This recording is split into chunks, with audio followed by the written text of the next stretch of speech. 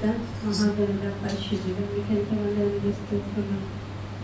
అత్యల్పులమైన మా పట్ల నీ మహోన్నతమైన కృపను చూపుతూ ఈ భూమి మీద నాయన మా బ్రతుకుటకు కష్టమైనటువంటి మనుష్య జీవితంలో ఒక వెలుగును చూపించి మనుష్య జీవితంలో ఎంత తేలికగా జీవించవచ్చో నీ వాక్య ప్రకారంగా చూసుకుని బ్రతకమని మా మనసులకు నెమ్మదిని కలగజేసి మేము బ్రతుకుటకు నీ చిత్తమును జరిగించుటకు నైనా పరిస్థితులు సమస్తమును సమకూర్చి జరిగించున్న విధానం బట్టి స్తోత్రములు నాయన ఆపద సమయంలో నమ్మకం సహాయకుడిగా మీరుండి మమ్మల్ని పరిశుద్ధపరుస్తున్న విధానం బట్టి స్తోత్రాలు నాయన. లోకము దాని ఆశలు గతించిపోతున్న లోకం వెంబడి పోతున్న మనుషులను లక్ష్య పెట్టకుండా నీ కొరకు ఎదురు చూస్తున్న భక్తుల పట్ల నీ కన్నులు నిత్యము చూస్తూ ఉంటాయి కనుక ఇదిగో మేము ఇక్కడ చేరుకుని ఉన్నాము, మేము ఏ విధంగా ప్రవర్తించాలో నేర్చుకుంటున్నాము, ఏ విధంగా జాగ్రత్తగా ఉంటే నేను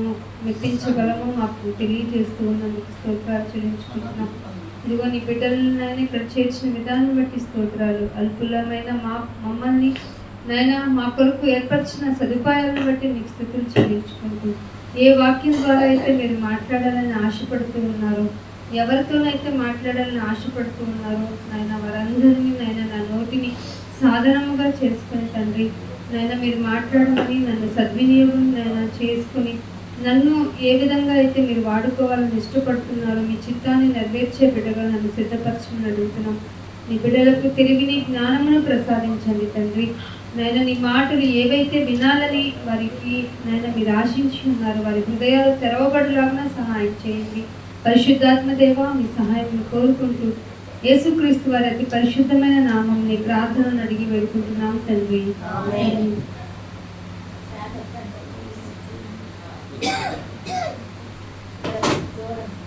దేవుని నామమున మీ అందరికీ వందనములండి. దేవుని యొక్క ఆలోచనను బట్టి దేవుని యొక్క అనుగ్రహాన్ని బట్టి మనందరం ఇక్కడ కూడుకుంటున్నాము. అది మనము ఎరగాలి. దేవుని చిత్తాన్ని ఎరిగిన వారమైతే దేవుని కొరకు బ్రతకాలనేటువంటి ఆశను మరింతగా మన హృదయాల్లో నింపుకోగలిగిన వారమే అవుతాం. ఇక్కడ చేరుకోవటం ఒక్కొక్క రోజు మనకు బోర్ అనిపించవచ్చు, లేదంటే మన ఆలోచనను మన మన మన యొక్క విధి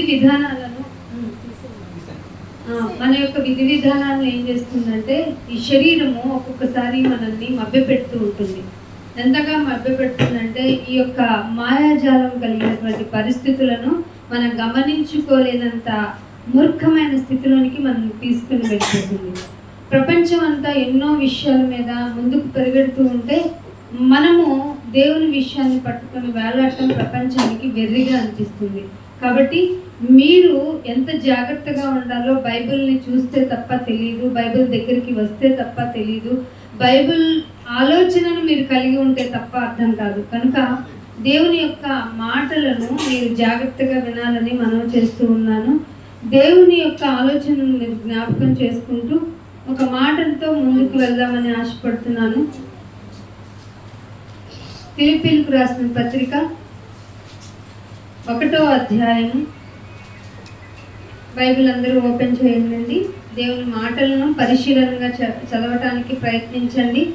వినేవారు తగు జాగ్రత్తగా మీ చెవులను దేవుని మాటలకు అప్పగించండి. ఫిలిప్పీలకు రాసిన పత్రిక 1వ అధ్యాయము 11వ వచనం. ఫిలిప్పీలకు రాసిన పత్రిక 1వ అధ్యాయము. మీ ప్రేమ ఎలా ఉండాలట? అసలు ప్రేమించటం అంటే ప్రేమ అంటేనే గుడ్డిది అని నేర్పింది ఈ లోకం కదా. ప్రేమ అంటే ఏంటంట? గుడ్డిదంట. గుడ్డిది ఎక్కడన్నా ఇంకొక గుడ్డివాడు కలిసి ఇద్దరు ప్రయాణిస్తే ఎక్కడికి వెళ్తారు మరి?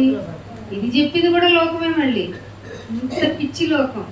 అందుకే ఏమంటుందంటే మీ ప్రేమ తెలివితోనూ సకల విధములైన అది మీకేం ఉండాలంటే వాక్యం నేర్చుకుంటే వాక్య ప్రకారం ప్రవర్తిస్తే మీరు ఫిలిప్పీలకు రాసిన పత్రిక 1వ అధ్యాయం 11వ వచనం. ఈ మాట కంప్లీట్ చేద్దాం.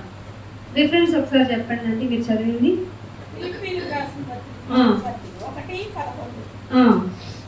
మీ ప్రేమ తెలివితోను సకల విధములైన అనుభవ జ్ఞానముతోను కూడినదై అంతకంతకు.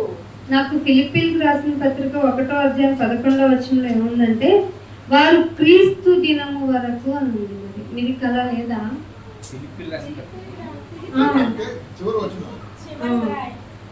చదవండి మీరు 9. నాకు ఇక్కడ మీరు చదువుతుంది కరెక్టే, నాకు 9వ వచనంగా చూపిస్తుంది మొబైల్ యాప్లో.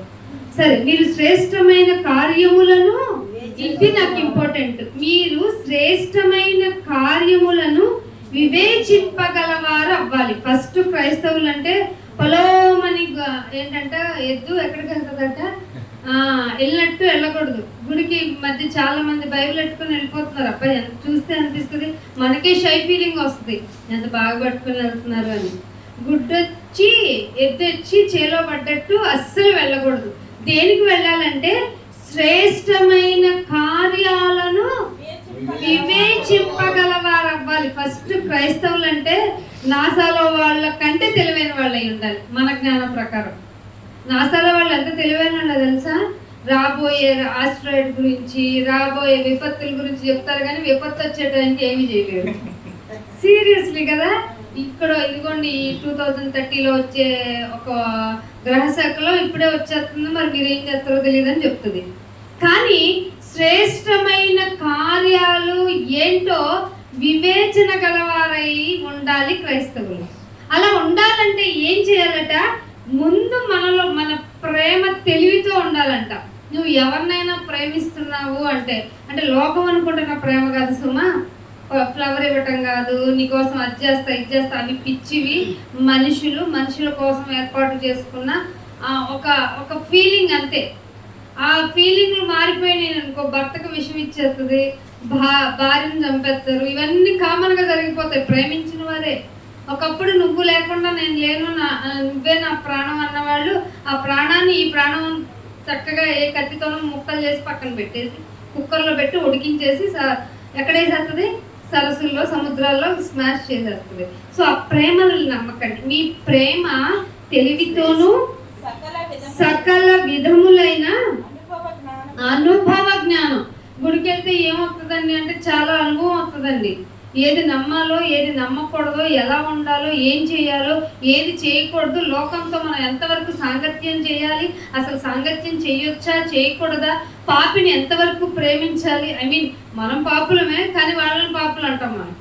ఎందుకంటే దేవుని యొక్క ప్రేమ ఎట్టిదో తెలుసుకున్న మనము, దేవుడు ఎంత శక్తిమంతుడో, ఎంత స్ట్రిక్ట్ పర్సనో కూడా గుడికి వచ్చిన వాళ్ళకే తెలుస్తుంది.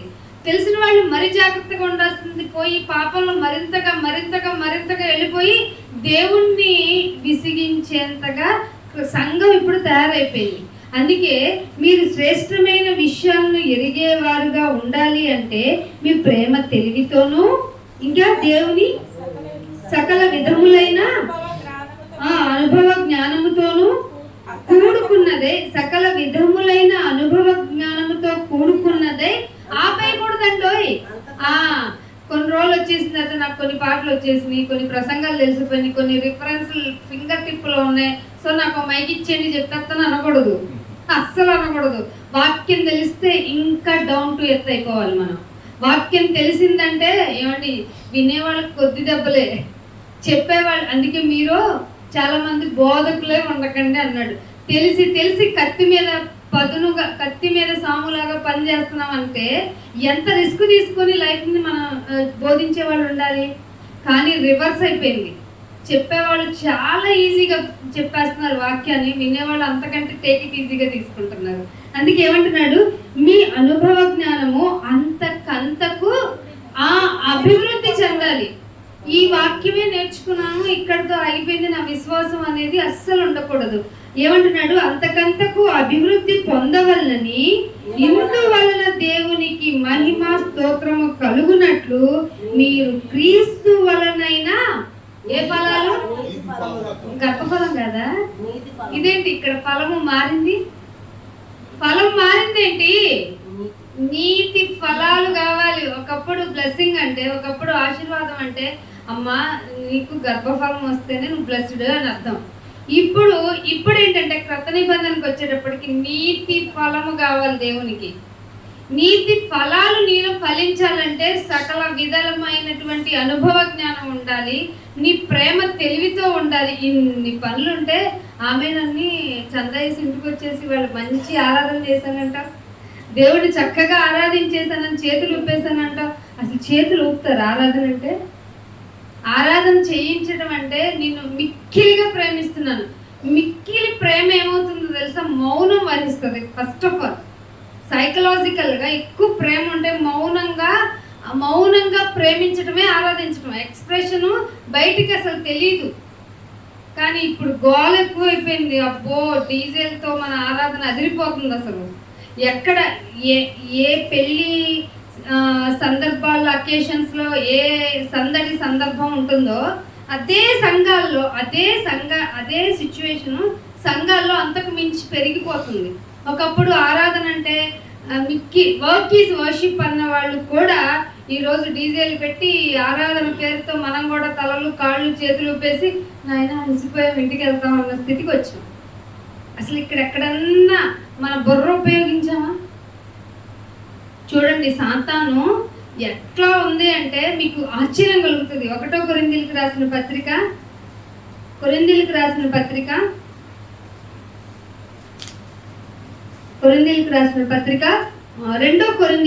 పత్రిక 11వ అధ్యాయము 2 కొరింథీయులకు రాసిన పత్రిక 11వ అధ్యాయము 14వ వచనం చూడండి.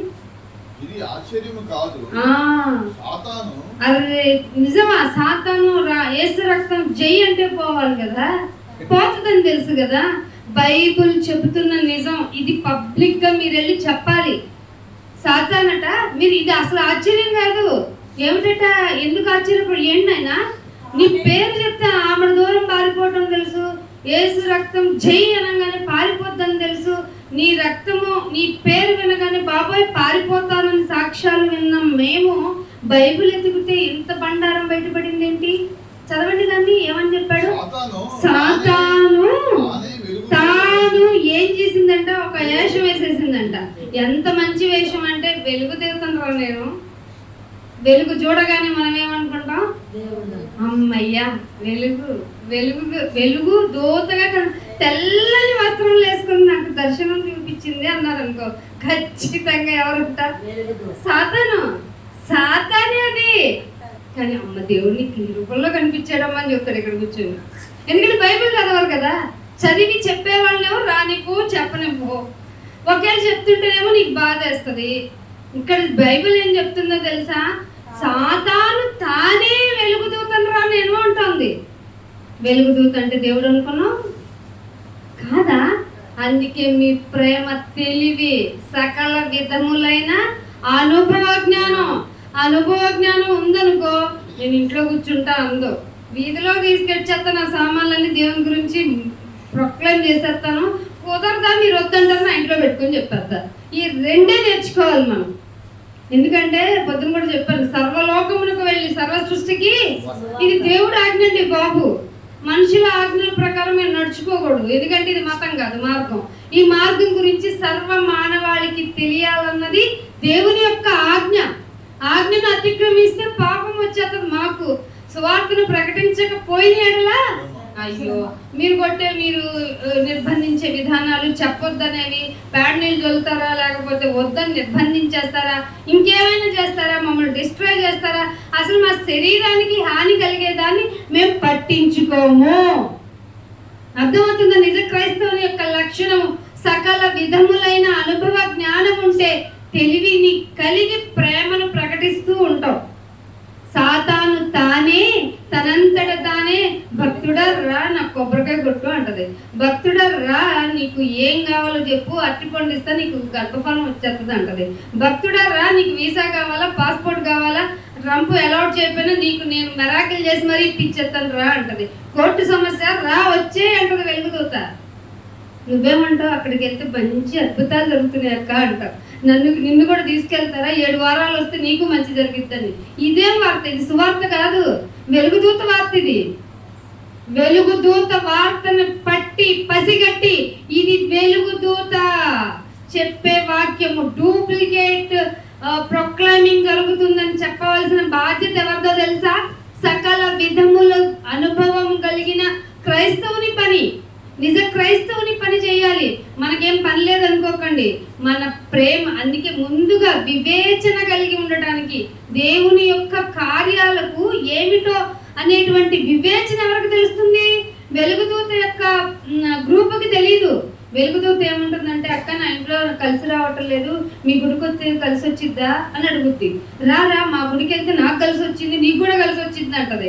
అంటే ఆల్రెడీ ఇన్ఫెక్ట్ అయిన ఒక పర్సనాలిటీ ఒక గ్రూప్ ఆఫ్ పర్సనాలిటీని తీసుకెళ్తుంది అనమాట. ఎక్కడికి? వెలుగుదూత దగ్గరికి. కనిపెట్టలేం కదా. ఇప్పుడు మిరియపు గింజ, పప్పాయి గింజ ఎలా ఉంటాయి? సేమ్గా ఉంటాయి. ఇది పగలగొట్టుకొని తినేదాకా ఏది కారంగా ఉందో ఏది చప్పగా ఉందో తెలియదు. అలాంటివి మంచి బోధకులు ఉన్నారు, చెడ్డ బోధకులు ఉన్నారు. మంచి అపోస్తులు ఉన్నారు, చెడ్డ అపోస్తులు ఉన్నారు. అలాగే ద టోటల్ హెడ్ ఎవరట? వెలుగుదూతట. హెడ్ వెలుగుదూత. వీళ్ళందరూ ఎప్పుడు వచ్చారంటే యోహాన్ గారు చెప్తున్నారు చూడండి, ఆ మాటను చూపిస్తాను. మొదటి యోహాన్ రాసిన పత్రిక, మొదటి యోహాన్ సువార్త, యోహాన్ గారు రాసిన పత్రిక 2వ అధ్యాయము, మొదటి యోహాను రాసిన పత్రిక 2వ అధ్యాయము 18వ వచనం. చిన్నపిల్లలారా, ఇది కడవరి గడియ. ఏ గడి అంటది? కడవరి అంటే చివరిది. చివరి చోట మనం ఏం కోరుకోవాలి? లాస్ట్ రా, మీరు ఇదే లాస్ట్ రా అంటే ఏం చేస్తాం? ఇక సమాప్తమైన మీకేం దొరకవో అని అర్థం. కాదు, నాకేం కావాలి? ఆశీర్వాదం. ఇచ్చేస్తావా? ఇచ్చే నాయన, నేను ఉపవాసం ఉండేనా నీ దగ్గర నుంచి ఆశీర్వాదం. అరే నేను ఒక్కసారి ఆశీర్వదిస్తే అది ఎన్నటెన్నటికీ ఆశీర్వాదం రా. నేనేం పవర్లెస్ ఫెలోని కాదు, నేను వెరీ వెరీ పవర్ఫుల్ పర్సనాలిటీని. అసలు మీరు ఊహించు వాటికంటే అత్యధికంగా నేను దయచేస్తాను.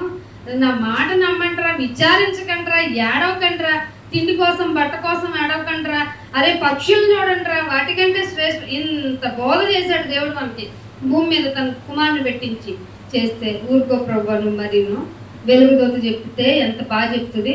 అమ్మా మనం బాగా ఉంటాం, ఏ శ్రమ లేకుండా, ఏ తెగులు నీ గుడారం సమీపించకుండా ఉండాలంటే ఆదివారం అటెండెన్స్ వేయించుకొని వెళ్ళిపోతే చాలమ్మా అని చెప్తుంది. పైగా నువ్వు పాట పాడతావు, ఏ తెగులు నా గుడారము. అమ్మ తెగుళ్ళన్నీ వచ్చేది తల్లి. ఆయన ఆజ్ఞను పాటించకపోతే ఈ బైబిల్లో చెప్పబడినటువంటి అన్ని తెగుళ్ళు నీకు వచ్చేస్తాయి. అసలు తెగులు ఏంటో తెలుసా? ఆత్మ చావదు, పురుగు చావదు, ఆత్మ అగ్ని ఆరదు. ఆ బాధ వర్ణనాతీతం తెలుసా? అసలు వర్ణనాతీతమైన బాధను గురించి రిమైండ్ చేయని బోధ ఉంది చూసారు, అది వెలుగుదూత బోధ. ఏమంటాడు 18వ వచనంలో? చిన్నపిల్లలారా, ఇది కడవరి గడియ. ఎవరట? క్రీస్తు విరోధి. ఏం చెప్తాడు? అమ్మా శరీర విషయాల యందు మీరు లక్ష్యం ఉంచకండి అంటే వద్దు. శరీరం బాగుంటేనే కదా నీ బ్లెస్సింగ్ ఏంటో, దేవుడు ఎంత పవర్ఫుల్లో, నీకు ఆశీర్వాదాలు వస్తేనే కదా దేవుడు ఎంత గొప్పవాడో తెలుస్తుంది. నువ్వు అన్ని సౌకర్యాలు భూమి మీద క్రైస్తవుడు అయినందుకు అనుభవిస్తేనే కదా, మంచి అనుభవిస్తేనే కదా అని చెప్తుంది కదా. అది కదా మంచిది అంటే కాదట. క్రీస్తు విరోధి అలా చెప్తుంటేనట దేవుడు ఏం చెప్తాడు? క్రీస్తు శరీరమందు శ్రమపడెను, మీరు అట్టి మనస్సును. ఎవరన్నా ఆయుధం చేసుకుంటామా అంటారా? ఈ బోధ ఎక్కడన్నా జరుగుతుందా? అయితే గుర్తుపట్టి తొందరగా బయటకు వచ్చేయాలి. మీరు గుర్తు పట్టని వారికి అవేర్నెస్ ఇవ్వాలి మనం. బాబు క్రీస్తే శరీరమందు శ్రమ పడ్డాడు. ఎట్లా శ్రమ పడ్డాడంటే కన్నీళ్ళు, వేదన, రోదన. కన్నీళ్లు కార్చకూడదమ్మా, కన్నీళ్లు కార్చకూడదమ్మా. మీరు దేవుడు మనకు తోడుగా ఉన్నారు, ఆశీర్వాదం ఎవరికి ఇస్తాడమ్మా అంటాడు. అయ్యో క్రీస్తు శరీరమందు శ్రమ పడితే మనము కూడా అట్టి మనస్సును ఆయుధంగా చేసుకోండి అంటే మీరు కూడా బీ ప్రిపేర్డ్ అని అర్థమే కదా. మనసును దృఢపరచుకోండి అని చెప్తుంటే అసలు అవేం పట్టించుకోనీయకుండా, ఆ బోధ చెప్పనీయకుండా ఆశీర్వాదం బ్లెస్సింగ్, సుఖదినములు చక్కగా మంచిగా గడుపుతాము. ఇంకా అన్నీ తెలిసిపోయినాయి, ఏం లేదు. ఆరాధనతో 4 పాటలు పాడేసి వాక్యానికి 2 నిమిషాలు టైం. 2 నిమిషాలు ఎలా చెప్తారండి వాక్యాన్ని? అన్నం 2 నిమిషాలు తింటారండి. ఏమిటో రెండు కూరలు పెట్టుకున్న అరగంట పడుతుంది మనకి. వాక్యం ఒక 10 నిమిషాల్లో ముగించేసుకుందాం అంటే షాక్ అవుతుంది. శరీర సంబంధుల్ని జ్ఞాపకం చేసుకోండి. అందుకే ఏమంటున్నాడు, ఆ మాట చదవండి. క్రీస్తు వయోధి వచ్చునని మీరు విన్నారు కదా. ఇప్పుడు అనేకులైన ఒక్కళ్ళు కాదట, అనేకులు. లెక్క పెట్టలే. అనేకులు అంటే ఇక్కడ నెంబర్ ఇవ్వలేదంటే అర్థం ఏంటి? ఆ టైంకి మొదటి 100 సంవత్సరాలకే నెంబర్ ఇవ్వలేదు. అనేకులు అనేసాడంటే ఇప్పుడు ఎంతమంది అయ్యి ఉంటారు? అనేకులు అయ్యి ఉంటారు. అర్థమైందా? అనేకులు ఏమయ్యారట? అనేకులైన క్రీస్తు విరోధులు బయలుదేరి ఉన్నారు. ఇది కడవరి గడియ అని.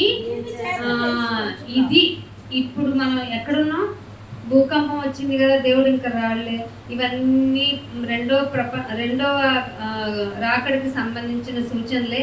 ఇంకా అప్పుడే రాడు కాబట్టి మనం తిందాము, త్రాగుదాము, సుఖిద్దాము అన్న విషయంలో ఉండకూడదట. దేని వల్ల కడవరి గడి అని తెలుసుకోవాలి అంటే అబద్ధ బోధకుల యొక్క బోధలు, వెలుగుదూత యొక్క గ్రూప్ యొక్క బోధలు సంఘంలో ఎక్కువైపోతాయి. శరీర సంబంధమైన బోధలు ఎక్కువైపోతాయి. కన్నీరేలమ్మా అని పాట పాడిచ్చింది. కన్నీరు ఉండాలి కదమ్మా. కన్నీరు ఉంటేనే కదా కవిల్లో దాచబడి మనకు అక్కడ గిఫ్ట్ వస్తుంది అని అనిపించే బోధని మైమరిపించే విధంగా మెస్మరైజింగ్ చేసేంత నాలెడ్జ్ వెలుగుదెత్తుకుంది.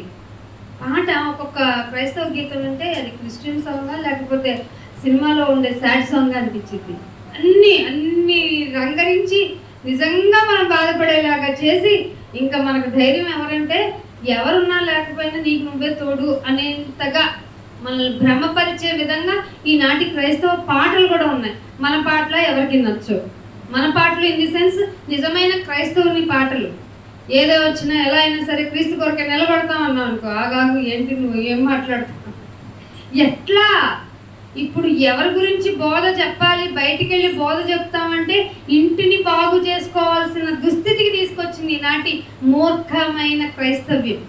అర్థమవుతుందా? అందుకే మీ ప్రేమ సకల విధములైన అనుభవ జ్ఞానంతో నిండుకోవాలి. మీ పని అయిపోయింది అనుకోకండి. ప్రతిరోజు మిమ్మల్ని మీరు వెలిగించుకోవాలి. ఆ వాక్యం అనేటువంటి ఆ ఉదక స్నానంతో కనుక మీరు స్నానం చేయకపోతే మీరు కూడా ఆరిపోతారు. ఈ లోక మాలిన్యం మనల్ని అంటేసుకుంటది. ఇది కడవరి 19వ వచనం చూడండి, ఏమంటాడు? బాబు బయట నుంచి వస్తారు అనుకున్నాను. ఇది ఎక్కడి నుంచి జరుగుతుంది? అయ్యే బాబు సంఘంలోనేనా? మనలో నుండే బయలు వెళ్ళేది. కానీ అందరూ ఒకటే, క్రీస్తుని నమ్ముకున్న వాళ్ళు అందరూ ఒకటే అని బయట ఉన్న వెలుగుదూత సంఘం చెప్తుంది. ఇది కొంచెం కష్టంగా ఉన్నా, కొంచెం బాధగా అనిపించినా మనం ఒప్పుకోవాల్సిన నిజం. మనలో నుండి వెళ్ళారు కానీ మనోళ్ళు కాదు. ఆ వాళ్ళలో తండ్రి ఉండొచ్చు, తల్లి ఉండొచ్చు, భర్త ఉండొచ్చు, భార్య ఉండొచ్చు, పిల్లలు ఉండొచ్చు, ఎవరైనా ఉండొచ్చు, మన ఆత్మీయులు కూడా ఉండొచ్చు. వారు మన సంబంధులు కాదు. ఏం చేయాలి? వెలుగుదూత సంబంధులు. వాళ్ళకు దండం పెట్టి పక్కకి తప్పుకోవాలి అంతే. అంతకుమించి ఏం చేయలేం. ఎందుకంటే వాళ్ళకి వాత వేయబడిన మనస్సాక్షి ఉంటుంది. వాళ్ళకి ఎన్నన్నా చెప్పు, కరెక్ట్గా బాగా చెప్పావు అంటారు. బాగా చెప్పావు కదా, మరి ఇంకో మీటింగ్ పెట్టించాను అనుకో, మా క్రమం ఒకటి ఉంటుంది, రండి మీరు. ఏంట్రా బాబు మీ క్రమం అంటే? దేవుని క్రమం చెప్పను. అదే మంచి శాస్త్రులు, పరిశీలు అనమాట. వాళ్ళు ఏంటంటే హృదయ శుద్ధి కాదు వాళ్ళకి కావాల్సింది. అంట్లు తోమామా లేదా, పాత్రలు శుభ్రంగా కడిగామా లేదా, కాళ్ళు చేతులు బాగా కడుక్కున్నామా లేదా, తెల్లని వస్త్రాలు వేసుకొని వచ్చామా లేదా, వీటికి ప్రయారిటీ ఇస్తారు. కానీ హృదయం ఎంత బాగుండాలి, హృదయం బాగుంటే ఎటువంటి పరిస్థితులైనా ఎదుర్కోగలవన్న అనుభవ జ్ఞానం వాళ్ళకి రాదు, తెచ్చుకోరు, ఇష్టపడరు. వారిని చూసి జాలి పట్టడం తప్ప ఏం చేయలేం. వారి మార్పు కోసం మన కన్నీటి ప్రార్థన తప్ప ఏం చేయలేం. ఎందుకంటే ఒకప్పుడు మనం కూడా మనకు తెలియకుండా అటువంటి బోధలో ఉన్నవారిమే. దేవుడు తన తెలివితో, తన ఆకర్షణతో, అందుకే మత్తయి సువార్తలో కూడా ఉంటుంది కదా, ఆయనే నిన్ను ఆకర్షించాలి. ఆయన ప్రేమ నీకు అర్థం అవ్వాలంటే ఆయనే నిన్ను ఆకర్షించాలి. అప్పుడు బైబిల్ లోతులకు వెళ్ళే కొద్దీ ఆయన మనతో మాట్లాడుతుంటే, నాయన నీ ప్రేమ ఏంటి మా పట్ల ఇలా ఉండింది, ఇంత భయంకరమైన నిజాలు ఉంటే లోకంలోకి వెళ్ళిపోయిన సంఘం ఏమిటి అర్థం చేసుకోవటం లేదు. మరి మాకే ఎందుకు అర్థమవుతుంది అంటే, నేను నిన్ను ఆకర్షించుకున్నాను. చదవండి ఆ మాట. మత్తయి సువార్త 6:44 చదవండి. 6వ అధ్యాయము 44వ వచనం. నన్ను పంపిన తండ్రి వానిని ఆకర్షించితేనే. అండర్లైన్ చేసుకోండి ఈ మాట దగ్గర. నన్ను పంపిన తండ్రి నన్ను ఆకర్షించుకుంటే, నీ పేరు పెట్టుకో, ఆకర్షించితే కానీ నువ్వు నా ఎద్దకు రాలేదురా అని దేవుడు నీతో మాట్లాడుతున్నాడా లేదా? ఈ మాటను బట్టి ఆయన నిన్ను ఆకర్షించుకున్నాడు. మేము ఎట్టా ప్రార్థన చేసామో తెలుసా? మేము ఎన్ని పునాదులు కలిగిన ఒక క్రమంలో నుంచి వచ్చామో తెలుసా? మా క్రమం అని డప్పు డోలు కొట్టుకునే వాళ్ళు ఉన్నారు చూసారా? వాళ్ళని ఆకర్షించలేదు దేవుడు, నిన్ను ఆకర్షించాడు, నన్ను ఆకర్షించాడు. అంటే నీ మీద ఏ ఉంచాడో తెలుసా? భారం ఉంచాడు. ఆయన భుజముల మీద రాజ్య భారం ఉంటే కొంత నీ సహాయం అడుగుతున్నాడు. ఆయన ఎంత ఎలిజిబుల్ పర్సన్స్ అయ్యామో ఆయన దృష్టికి తెలుసా? ఇక్కడికి అందుకు రావాలండి, వాక్యం అందుకు కావాలి. నాకు అన్నీ తెలుసులే, ఏ రిఫరెన్స్ అయినా ముందే చెప్పేస్తాలే, ఏం అనేటువంటి ఒక యాటిట్యూడ్ మైండ్ మనలోంచి పోవాలి. వాక్యం చదివే కొద్దు ఒకసారి ఒక రిఫరెన్స్ ఒకలాగా అర్థమవుతుంది, ఇంకొకసారి ఇంకో విధంగా అర్థమవుతుంది, ఇంకొకసారి ఇంకోలాగా అర్థమవుతుంది. ఎన్ని విధాలకైనా అర్థం చేయించగల పరిశుద్ధాత్మ సహాయం నీకు రావాలంటే ఆయనకి స్థానం ఇవ్వాలి. నువ్వు అప్పుడు ఆయనకి స్థానం ఇవ్వాలి అంటే నీ హృదయం శుద్ధిగా ఉండాలి. కోపంతోనూ, క్రోధంతోనూ, అసూయతోనూ, ఇంకా ఏవో సకల విధమైన శరీర కార్యాలు ఉన్నాయి కదా, వాటితో గలతీ 5:18-19 ఉంటాయి కదా, అవన్నీ ఉండాలి. ఏవి? హృదయము, అదే స్పిరిచువల్ ఆత్మ ఫలములు ఏమనగా గలతీ 5:19 ప్రేమ, సంతోషము, సమాధానము, ఇంకేమున్నాయి? సమాధానం. చదవండి అన్నమాట. నేను 3 చెప్పాను, మిగతా చదివి చూద్దాం మనం. దీర్ఘశాంతము, దయాళత్వము, ఇంకా సాత్వికము, ఆశ వచ్చేసినాయి, అన్నీ వచ్చేసినాయి. సరే, అంటే కొన్ని ఉన్నాయి, కొన్ని నా దగ్గర లేవు అంటే ఏట్లోనే ఏదో మిస్ అయిపోతున్నాం. కాబట్టి సంపూర్ణులము అగుటకు ఏమైపోవాలి? ఇక నడుస్తూనే ఉండాలి. ఏనైనా నాకు అన్నీ వచ్చేసినాయి కదా, 66 పుస్తకాలు ఏది తీసి చెప్పలేను నేను. కూర్చోబెడితే గంటన్నర ఉపవాసం చేస్తుంటే కుదరదు. ఇక్కడ సంపూర్ణులం అగుటకు సాగిపోతూనే ఉండాలి. మనం సాగిపోతూనే ఉండాలి, ఆగిపోకూడదు, సాగిపోతూనే ఉండాలి. సాగిపోవాలంటే ఒంటరిగా ఉండడం కుదరదు, సంఘముగా కూడుకోవాలి. అది మేలుకై జరగాలి. ఆ మేలు నీ శరీరానికి అవ్వకూడదు సుమా. అన్ని మంచిగా జరిగితే సంఘంగా వచ్చి కూడుకోండి అనుకోకూడదు. నీకు మేలు ఏదై ఉండాలో తెలుసా? ఆత్మకు మేలు జరగాలి. ఆత్మలో వాక్యం ద్వారా పొడవబడాలి. పొడవబడితే నువ్వు మెలకుండా ఇంట్లో కూర్చోవు. ఎలాగైనా ఆయనకి అనేక మందికి కాకపోయినా కొంతమందికైనా, లేదు పక్కింటి వాళ్ళకైనా, లేదు నా ఫ్రెండ్కైనా, అసలు కొత్తగా నా పక్కన కూర్చున్న వాళ్ళ గురించైనా కనీసం వాళ్ళకి చెప్పలేకపోయినా, నాయన ఎలాగైనా నీ సత్యము, నీ ఆకర్షణ వీళ్ళకి దయచేయని ప్రార్థన చేయకుండా కూడా ఉండలేదు. ప్రార్థనైనా చేసేస్తావు పక్కన వాళ్ళ గురించి, కుదిరితే ఎలాగైనా ఇంట్లో వాళ్ళకి చెప్పేస్తావు. ఇంట్లో వాళ్ళు మారటానికి, నువ్వు ఇంకా తగ్గించుకోవడానికి అస్సలు వెనుకాడవు. అలా ఇంట్లో వాళ్ళ గురించే ఆలోచించే నువ్వు వీధిలో వాళ్ళని అస్సలు మర్చిపోవు. వీధిలో వాళ్ళ గురించి ఆలోచించిన ఊరి గురించి అస్సలు నిద్రపోవు. ఊరి గురించి ఆలోచించే నీవు రాష్ట్రం గురించి ఆలోచించవా? రాష్ట్రం గురించి ఆలోచించే మనం దేశం గురించి ఆలోచించవా? అయ్యో, దేశం గురించి ఆలోచించే మనం ఈ ఖండాల గురించి ఆలోచించవా? అందుకే అన్నాడు, సర్వలోకమునకు వెళ్ళి సర్వ సృష్టికి అనేటువంటి భారము ఒక నిజ క్రైస్తవునికి ఉంటుంది. ఆత్మ ఎప్పుడు రగిలింపబడుతూ ఉంటుంది. ఈ వాక్యం ఎక్కడుంది, ఏ ఆత్మకి చెబితే ఎలా అర్థమవుతుందని ప్రతి సెకను ఆత్మలో సాధనము చేసుకుంటూ ఉంటాం. సమయాన్ని సద్వినియోగం చేసుకుంటూ ఉంటాం, పోనీయకుండా.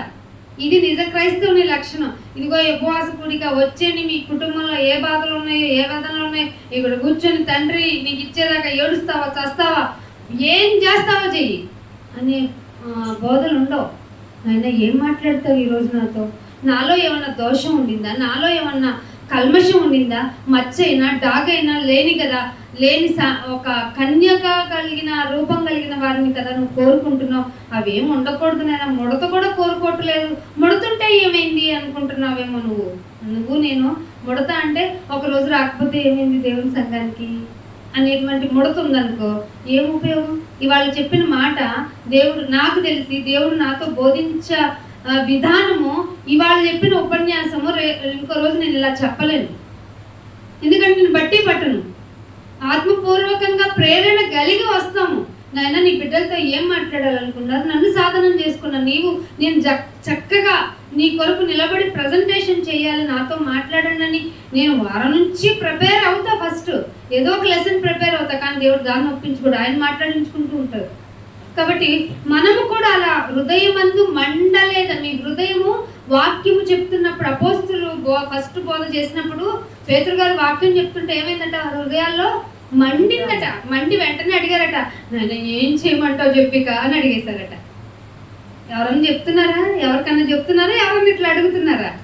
ఈ రోజు ఆదివారపు ఆరాధనలో వాక్యం ప్రకటిస్తే ఇంకేం చేయాలి అని బయటికి క్వశ్చన్ రాకపోయినా మనసులోనన్నా అనుకోవాలిగా, అలాంటి బోధ జరగాలిగా.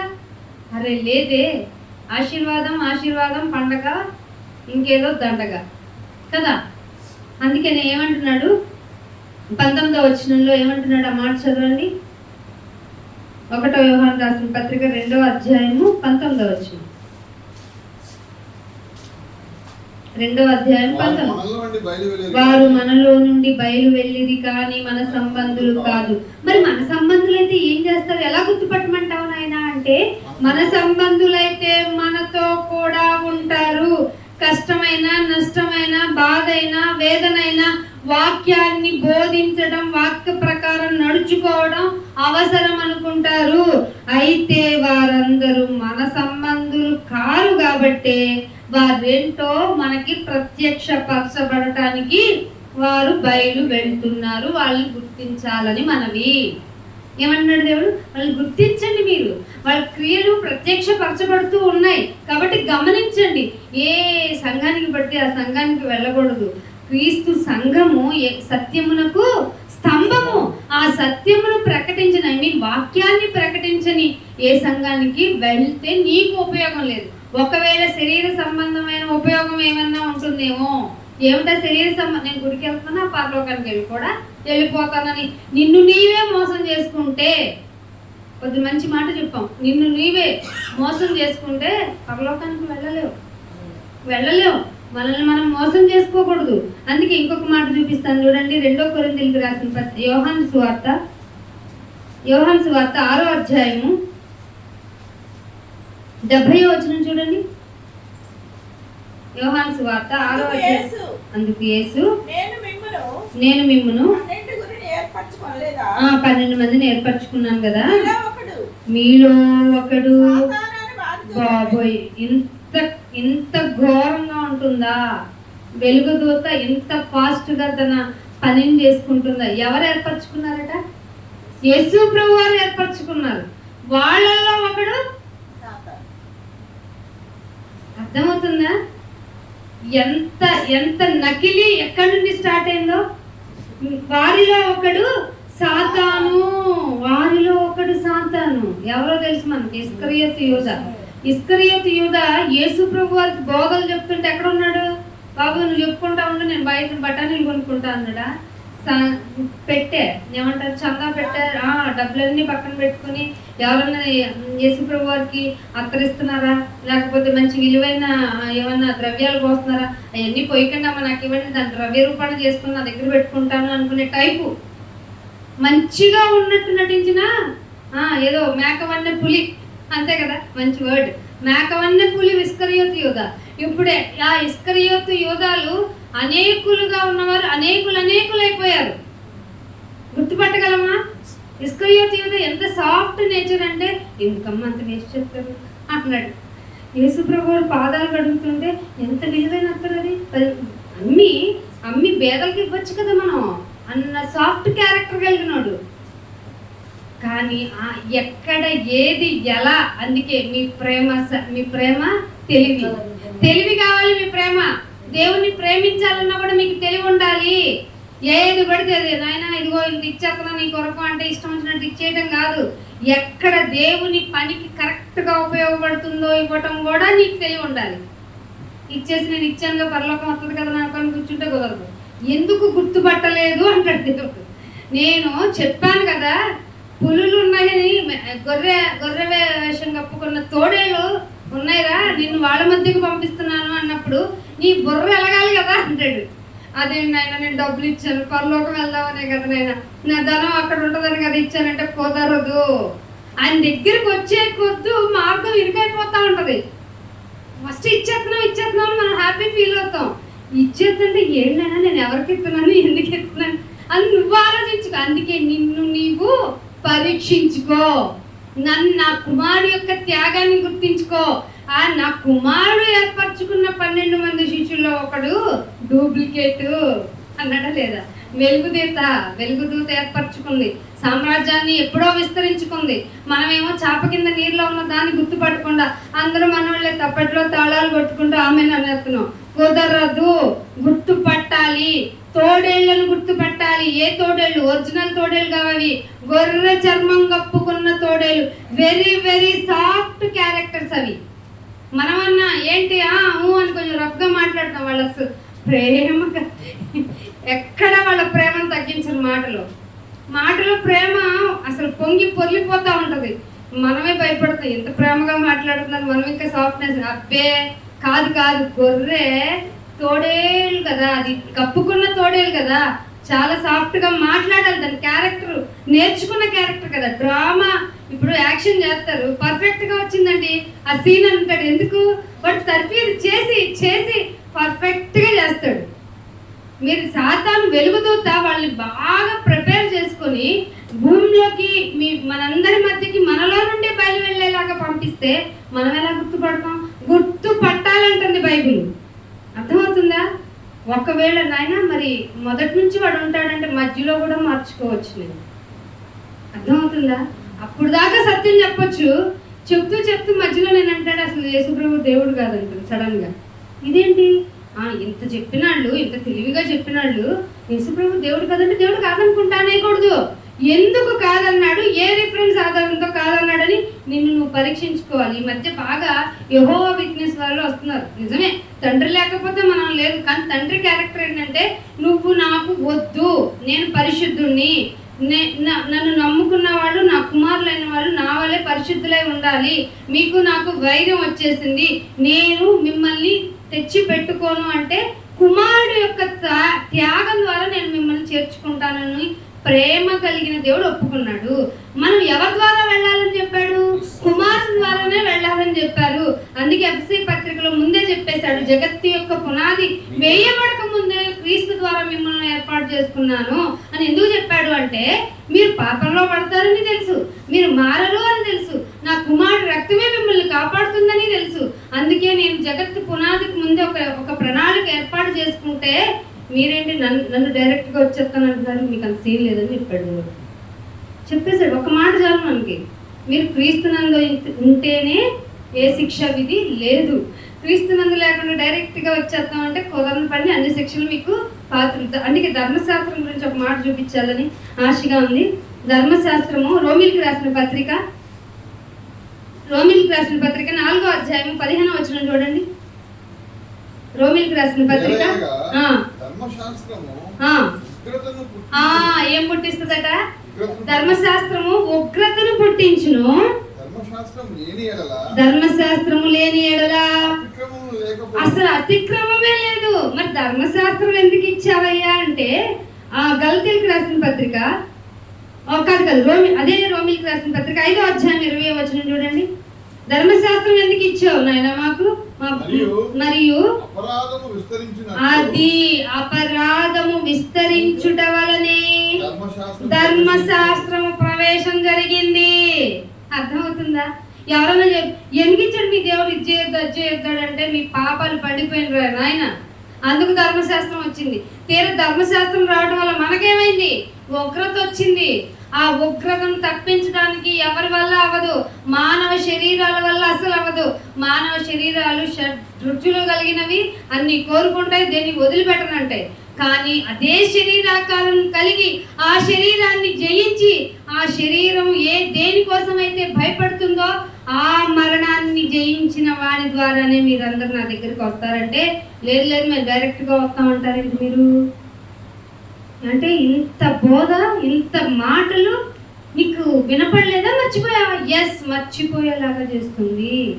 కాబట్టి ఎవరు మీకు ఏం చెప్తున్నారో, ఎందుకు చెప్తున్నారో, ఎలా చెప్తున్నారో మీరు జాగ్రత్తగా గమనించుకోవాలి. అందుకు మీకు భక్తి యొక్క సాధన చాలా చాలా అవసరం. అర్థమవుతుందా? అందుకనే ఒక మాట చూపిస్తాను చూడండి. మత్తయి సువార్త 16వ అధ్యాయము 23వ వచనం. మత్తయి సువార్త 16వ అధ్యాయము 23వ వచనం. అయితే ఆయన పేతురు వైపు తిరిగి సాతానా నా వెనుక పో. అది పేతురు ఎవరండి? పేతురు, నువ్వు నీవు నాకు బండలు అంటాడు, నీ మీద సంఘాన్ని కట్టేస్తాను పో అన్నాడు. ఆ పేతురులోకి వచ్చిందంట వెలుగుదూత. మనం అనుకుంటాం మంచివాళ్ళందరూ మంచివాళ్ళే, లోకం అనుకుంటాం మంచివాళ్ళు, లోకం అనుకుంటున్న మంచి దేవుని దృష్టిలో మంచి కాదు, లోకం అనుకుంటున్న చెడ్డ దేవుని దృష్టిలో చెడ్డ కాదు. అసలు ఈ లాజిక్ దేవుని తప్ప ఎవరికి అర్థం కాదు. మీకు అర్థం కాకపోయినా అర్థమైనట్టు ప్రవర్తించండి, క్వశ్చన్ మార్క్ పెట్టకండి. ఎందుకంటే దేవుని యొక్క ఆలోచన విధానానికి మనం రీచ్ అవ్వలేము అని ఇష్టం. కుమ్మరివాడి దగ్గరికి వెళ్ళకుండా ఏమని అడుగుద్ది అసలు, కానీ అడుగుద్దంట. ఏ కొండలో? దేవుడి చేత తయారు చేయబడిన ఈ కొండలు. ఎందుకు నన్ను ఇలా చేసావు? అసలు ఈ ఊర్లో ఎందుకు పుట్టించావు? నన్ను ఈ తల్లిదండ్రులకి ఎందుకు పుట్టించావు? నన్ను ఎందుకు రెడ్డిగా పుట్టించావు? నన్ను ఎందుకు అసలు కుమ్మరి వాడి దగ్గరికి వెళ్తే క్యారెక్టర్ ఏంటో, ఆ కొండవురా నువ్వు అంటే, నువ్వేంటి ఇలా మాట్లాడేస్తున్నావు? మాటలు ఇచ్చాను కదా అనా. చాలా జాగ్రత్త. నీ నోటి మాట మంచిదైనా చెడ్డదైనా నా ఎదుటి దగ్గరికి వచ్చి why you are saying this అనేటువంటి ఒక సిచ్యువేషన్ ఒకటి ఉందని కూడా రాయించాల్సినంత బిడ్డ అని చెప్పాడు దేవుడు. అందుకే ఏమన్నాడు? పేతురు దగ్గరికి వెళ్ళి పేతురు వైపు తిరిగి, అక్కడ చాలా జాగ్రత్తగా చూడండి, పేతురు వైపు తిరిగి సాతానా ఎందుకు నువ్వు నాకు అభ్యంతరం చేస్తున్నావు? చాలా మంది గుడికి వెళ్తున్నావు అంటే రెండోసారి కూడా అంత దూరం ఎందుకు వెళ్తాం అంటారు మా వాళ్ళు. అంత దూరం వెళ్ళరండి అనేవాడు మంచోడు, కానీ లోకపరంగా ఆలోచన నిజమే కదా, ఎందుకు వెళ్ళాలి అనిపిస్తుంది. అవునా కదా? లోకపరంగా లోకం అనుకుంటున్న మంచి దేవుని దృష్టిలో మంచి కాదు. అర్థమైందా మీకు? ఇప్పుడు సిచ్యువేషన్ బాగా అట్లే. కాబట్టి ఏమన్నాడు? సాతాను వైపు తిరిగి. ఇప్పుడు మనల్ని ఏమన్నా అన్నారు అనుకో, ఎందుకమ్మా సాయంత్రం అంటాం గుడికి అన్నాను, సాతాన వెనక్కి పో అన్నది. కానీ అనలేము, ఎందుకంటే రిలేషన్స్ కదా. దేవుడు గొప్పవాడు కాబట్టి తొందరగా గుర్తుపట్టేస్తాడు కాబట్టి. కానీ మనకు కూడా ఆ తర్ఫీదుని ఇచ్చాడు దేవుడు. అర్థమవుతుందా? అన్ని తెలిసిపోయినాయా? చాలా ఉంది వాక్యం. సాతానా వెనక్కి పో, నీవు నాకు అభ్యంతర కారణమై ఉన్నావు. ఏమిటట? వెలుగుదూత లక్షణం ఏమిటట? మనుషుల సంగతులనే తలస్తూ ఉంటది. అది దేవుని సంగతులు తలంచాలి. దేవుని గురించే ప్రతి సెకండ్ నీ మైండ్ పనిచేయాలి. మేము తింటున్నా, నిద్రపోతున్నా, ఉపవాసం ఉన్నా, అసలు ఏ పని చేస్తున్నా ఆయన కోసమే, ఆయన మహిమ నిమిత్తమే అన్నాడు. నీకు అనిపిస్తుందా లేదా? అలాగా ఈ పని చేస్తున్నాను అంటే దేవునికి మహిమకరంగా జరగటం కోసమే. నేను ఉపవాసం ఉంటున్నాను అంటే దేవునికి మహిమ కలుగుటకే, నన్ను నేను నలగొట్టుకోవాలి. ఎందుకంటే ఈ శరీరం అప్పప్పుడు ఏం చేస్తుంది? నీకంటే మంచోడు ఎవరు ఉన్నారులే, తిను, తాగు, సుఖించు, ఇవాళ వెళ్ళకపోతే ఏమైంది అంటది. అప్పుడు దేవుడు ఏమంటాడు? ఆ వెర్రోడితో అన్నట్టు ఈ వెర్రివాడితో కూడా అంటాడు. ఏమని? ఈ రాత్రి నీ ప్రాణం అడుగుతున్నారు. చాలా విచిత్రంగా ఉంటాయండి మరణాలు. మాకు నిన్న ఒక విచిత్రమైన మరణం. అప్పటి వరకు ఉన్నాడు. 7 అయితే ఇప్పుడేమో పెన్షన్స్ 7 o'clock ఇచ్చారంట కదా, 6:35 చచ్చిపోయాడు ఆయన. లేకపోతే పెన్షన్ వచ్చేదంట. వాళ్ళు చచ్చిపోయినందుకు బాధపడట్ల, ఇంకొక గంట ఉంటే చక్కగా పెన్షన్ వచ్చేదిగా. ఇలా ఉంది సమాజం. మరణం గురించి భయం లేదు, మరణం గురించి అయ్యో బాప్తిసం తీసుకోలేదు, ఆలోచించటం లేదు, అయ్యో ఎలాగా ఎక్కడికి వెళ్ళి ఉంటాడో అని బాధపడే వాళ్ళు లేరు. నువ్వు చచ్చిపోతే ఆ రోజు రకరకాల భోజన పదార్థాలు పెట్టుకున్నారా, ఈ సాంబార్ ఇటు పోయి, ఈ కూర ఇటే, ఆయన పోయాడు, ఏం చేస్తాం పోయాడు, మనం ఏమైనా తీసుకురాగలమా అంటున్నారు, తింటున్నారు. అలాంటి వాళ్ళు అండి బంధుత్వాలు, బంధాలు. ఎందుకంటే బంధాల గురించి ఆలోచించకండి, అస్సలు ఆలోచించొద్దు. సాతానా వెనక్కి పో. నువ్వు ఏ విషయాలను ఆలోచిస్తున్నావు? నువ్వు దేవుని విషయాలు కదా ఆలోచించాలి. ఆ మాట సెకండ్ లైన్ మళ్ళీ చదవండి, 20వ వచనంలో. నీవు మనుషుల సంగతులనే తలంచుచున్నావు, దేవుని సంగతులను తలంచడం లేదు. అంటే సాతాను ఎక్కడ తిష్ట వేస్తాడు? మనుషుల్లో తిష్ట వేసుకొని కూర్చుంటాడు. మనుషుల సంగతుల్ని ఆలోచించుకునేలా చేస్తాడు, దేవుని సంగతుల్ని ఆలోచింపనివ్వడు. ఒకేలా ఆలోచిస్తుంటే వాళ్ళని వెనక్కి బట్టి లాగేస్తారు. వాళ్ళకి దూరం అయిపోవడం మంచిది. ఎందుకంటే మన ఆత్మను మనం కాపాడుకోవాలి కదా. నీ ఒంటరి అయిపోయినా పర్లేదు, ఎందుకంటే నీలో ఒంటరి అయిన వాడు 1000 మందితో ఎక్కువ. డోంట్ వరీ, నేను ఒక్కడిని పని చేయగలను. చేస్తున్నారు ఇక్కడ, జరుగుతుందిగా ఇక్కడ. ఆయన మాట మారు మోగుతుంది కదా, చాలు కదా. 2 ఆత్మలు ఉన్నాయి గట్టివి, చాలవా? 2 గింజలు గట్టివి ఎన్ని గింజలు ఇవ్వగలవు? భూమిలో వేస్తే ఇంపులు కదా. ఆఫ్టర్ ఆల్ లోకపరమైన ఒక గింజ భూమిలో పెడితేనే అనేక గింజలు అయితే, గట్టి గింజలు 4 ఉన్నాయి, చాలవా ఈ ఊరిని కాపాడుకోవడానికి? నాయన ప్లీజ్, నాయన మా ఊరిని ఎలాగైనా కాపాడు, ప్లీజ్ నాయన మా రాష్ట్రాన్ని, మా వీధిని. అబ్బా, ఎంత ఆత్మల గురించిన భారం కలిగిన 4 గట్టి గింజలుగా చాలు కదా. దేవుని సంగతులను ఆలోచించే ఆత్మలు సంఘంలో ఈనాడు కరువైపోయినాయి. అందుకే మనం బయలుదేరాలి. మనం వెలుగుదేత వేషాలని మనం గుర్తు పట్టింప చేసి, ఇదిగో ఇది డూప్లికేట్ బోధ, మీరు ఈ బోధను నమ్మితే నాశనం అయిపోతారు, మీరు పరలోకం వెళ్తారు అనే భ్రమ కలిగించేలాగా ఈ బోధ ఉంది, కానీ పరలోకం వెళ్ళరు మీరు అని గట్టిగా ఆయన మాటను మనం ప్రకటింప చేయాలి. అందుకే ఇంకొక మాట చూపిస్తాను చూడండి. అదే మత్తయి సువార్త 13వ అధ్యాయము, మత్తయి సువార్త 13వ అధ్యాయము 25వ వచనం. 13వ అధ్యాయము 25వ వచనం. ఆయన వారి తలపులను ఎరిగి, మత్తయి సువార్త 13వ అధ్యాయము 13:25 అండి. మనుష్యులు నిద్రించుచుండగా అతని శత్రువు వచ్చి గోధుమల మధ్యను గురుగులను విత్తిపోయారు. మనుషులు ఎప్పుడు నిద్రిస్తారు? అంత ప్రశాంతంగా ఉంది, నాకు నెమ్మదిగా ఉంది, ఏ తెగులు రాదు, ఏ రోగం రాదు, అసలు నాకు డబ్బు విషయంలోనే బాధ లేదు, లేకపోతే నా బిడ్డల విషయంలో బాధ లేదు, అంత నెమ్మదిగా ఉందన్నా. దేవుడు నమ్ముకున్న తర్వాత నాకు నెమ్మదిగా ఉందన్నా, ఇక నేను చక్కగా నిద్రపోతానన్నా అనుకున్నప్పుడట, మనుష్యులు నిద్రించుచుండగా అతని శత్రువు. ఎవరు అతని శత్రువు? మన శత్రువు ఎవరు? సాతాను. పాకిస్తాన్ అసలు కదండి బాబు, అసలు కాదు. మన శత్రువు సాతాను వచ్చి గోధుమలుగా ఉన్న వారి మధ్య, అంటే దేవుని సంగతులని మాత్రమే ఆలోచించే వారి మధ్య అట్టబోయి గురుగులేసేస్తాడు. అంటే మన మధ్యలో నుంచి, మనలో నుండి బయలుదేరే వాళ్ళే ఈ గురుగులు. ఎవరంటే వీళ్ళు గురుగులను ఎత్తిపోయెను. అవి ఇప్పుడు మొలకలై పెరిగి గింజలు పట్టినప్పుడు గురుకులు కూడా ఆగిపడెను. ఇప్పుడు ఆ గురుగులు మహావృక్షాలు అయిపోయినాయి. కపాలం అనే కొండ వరకు వెళ్ళిపోయింది పేరు. క్రీస్తు చర్చ్ కాదు, క్రైస్త సంఘం అని పెట్టుకోదు.